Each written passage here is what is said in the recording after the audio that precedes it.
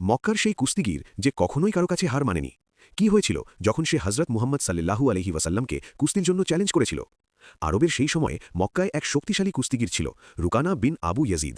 তার শক্তির খ্যাতি চারদিকে ছড়িয়ে পড়েছিল। বলা হতো সে কখনো কারো কাছে হারেনি।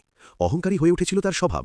অন্যদিকে হজরত মুহাম্মদ সাল্লাল্লাহু আলাইহি ওয়াসাল্লাম আল্লাহর পয়গাম মানুষের কাছে পৌঁছে দিচ্ছিলেন, ন্যায়, নৈতিকতা ও মানবতার শিক্ষা দিচ্ছিলেন।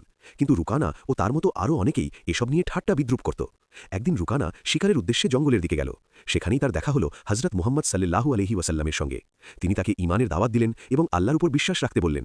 রুকানা ঠাট্টা করে বলল, যদি আপনি সত্যিই নবী হন তবে আমার সঙ্গে কুস্তি করুন, যদি আপনি আমাকে মাটিতে ফেলতে পারেন তবে আমি ভাবব। হজরত মুহাম্মদ সাল্লাল্লাহু আলাইহি ওয়াসাল্লাম মুচকি হেসে বললেন, যদি এতে তোমার হৃদয় সত্যের দিকে ফিরে আসে তবে আমি প্রস্তুত। মক্কার লোকজন জড়ো হয়ে গেল। লড়াই শুরু হলো। অল্প কয়েক মুহূর্তেই হজরত মুহাম্মদ সাল্লাল্লাহু আলাইহি ওয়াসাল্লাম রুকানাকে খুব বেশি চেষ্টা ছাড়াই মাটিতে ফেলে দিলেন। রুকানা বিস্মিত হয়ে গেল। সে আবার চেষ্টা করল, ফল একই। তৃতীয়বারও তাই হল। প্রতিবারই তার চোখ থেকে অহংকার ঝরে পড়ছিল। রুকানা গভীর চিন্তায় পড়ে গেল। এই ব্যক্তির শক্তি মানুষের হতে পারে না, এ তো রাব্বানী শক্তি। কিছু সময় পর সে আল্লাহর সাহায্য ও হকের শক্তি অনুভব করল।